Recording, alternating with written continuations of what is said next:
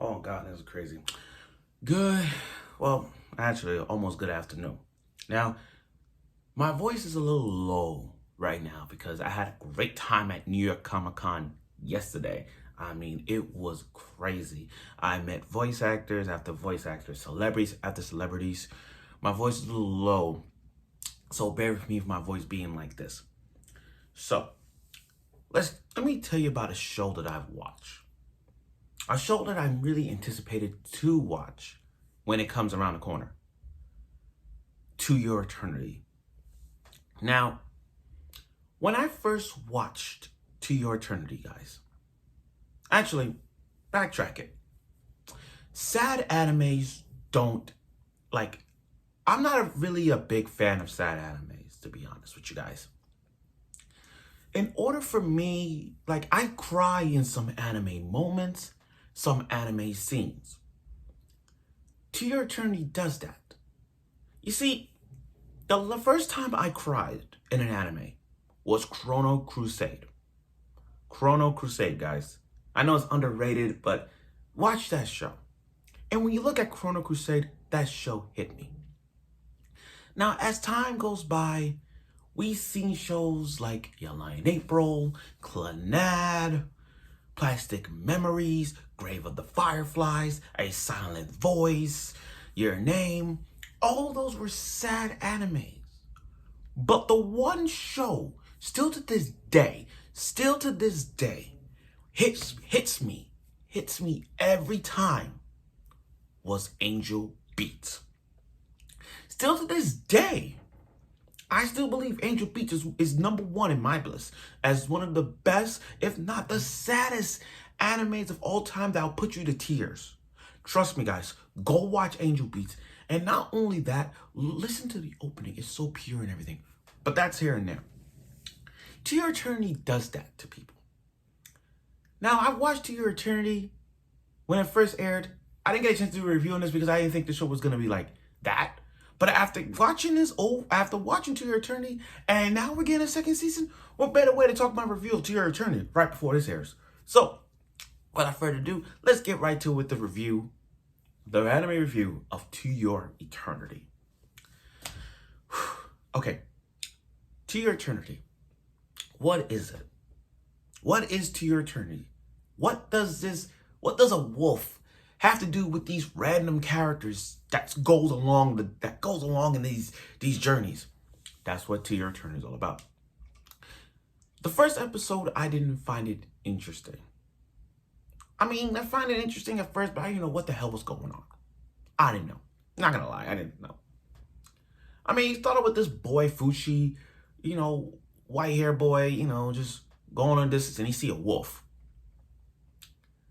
And as he goes along the journey with the wolf, again, the first episode didn't really click, but I've seen it. As the first episode progresses, moving on, he dies in a tent, like he's the lone survivor, and then all of a sudden, this wolf transforms into him.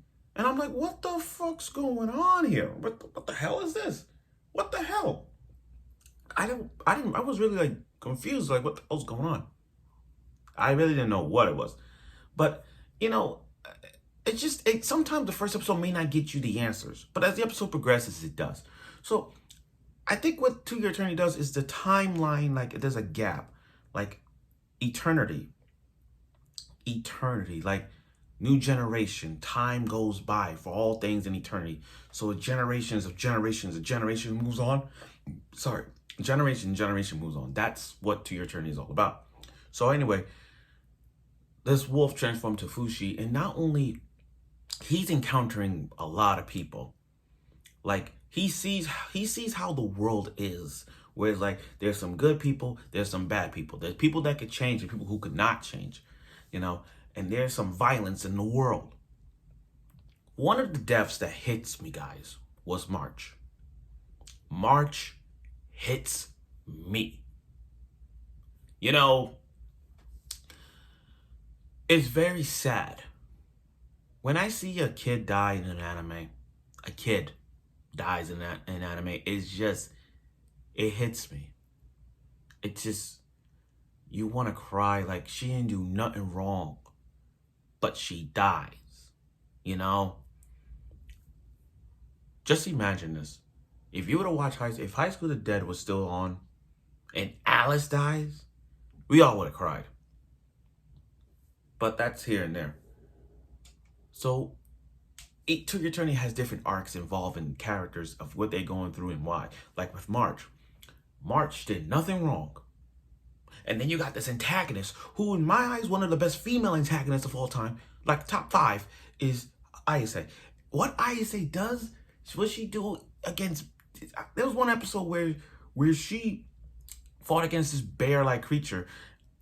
Fuji transferred to a bear, and then Ayase went one-on-one with it. But, you know, it's like every time he encountered with a new friend, he transformed as well. Like the dead, and they move on with it.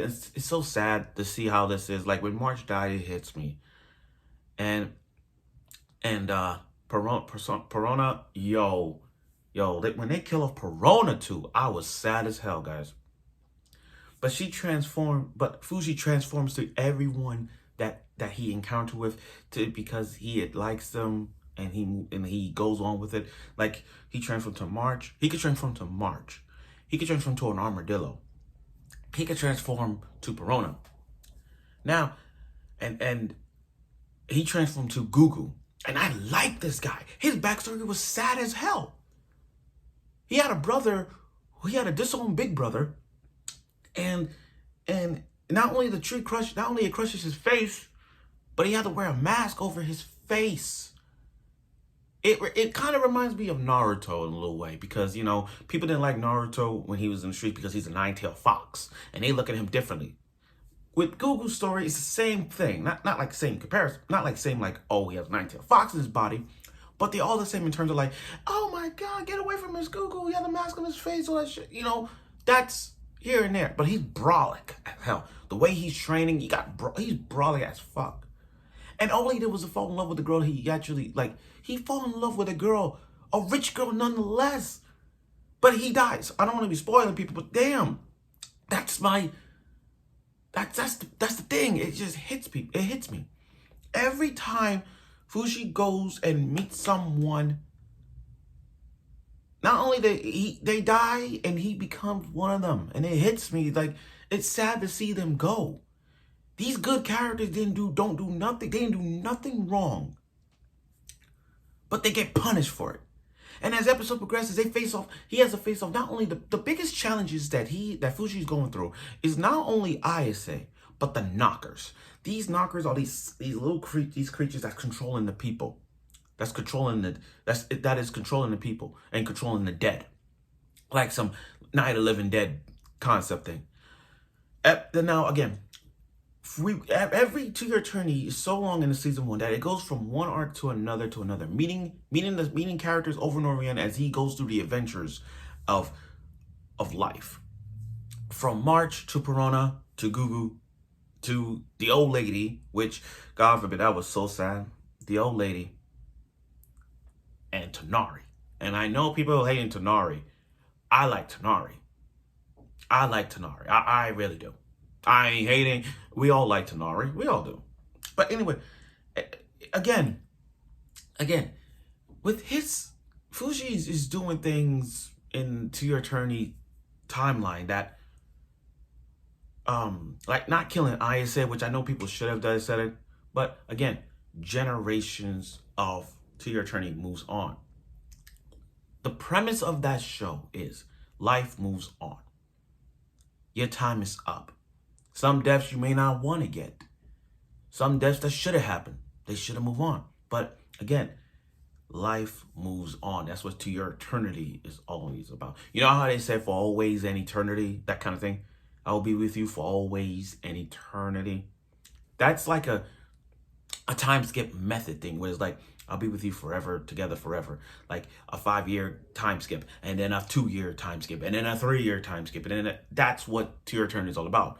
Moving forward with timeline, like from this to this to this. And that's what To Your Eternity is all about. Now, Fuji is learning that he has a set reality. Every character he transforms, every character that he met and he transformed, he's going to become part of them because he's missed them in their hearts. He's going to miss them. Now, even now, all of them has abilities, Like with Gugu, he spit out fire. You know, Perona, with that, he could transform to Perona. And with her athletic ability and shooting the ball and arrows, you know what I mean? Every character he met, not only they die, but they have this certain trait for him to, like, in situations that he needs to do, rather it's from escaping the jail cell, rather from hiding, all that stuff, you know, all that. And I say, you know, I say being a protagonist, for a protagonist, she is not fucking around. I mean, literally not fucking around. I mean, there was one scene where she got on the bed naked with Fuji. Like, this girl is sick. And not only she's brolic, she's able to inherit a knocker. Like, she's able to control it. Like it's like she's one of those villains where it's like, we're gonna let her go. We're gonna forgive her. We ain't gonna forgive this bitch. And for all you people who've been reading To Your Eternity, we know where this is going, and I ain't gonna spoil it. But for those who haven't read it, get ready for it, because I tell you right now, season 2 will make you think about more of other characters than just Ayase. Trust me, I know.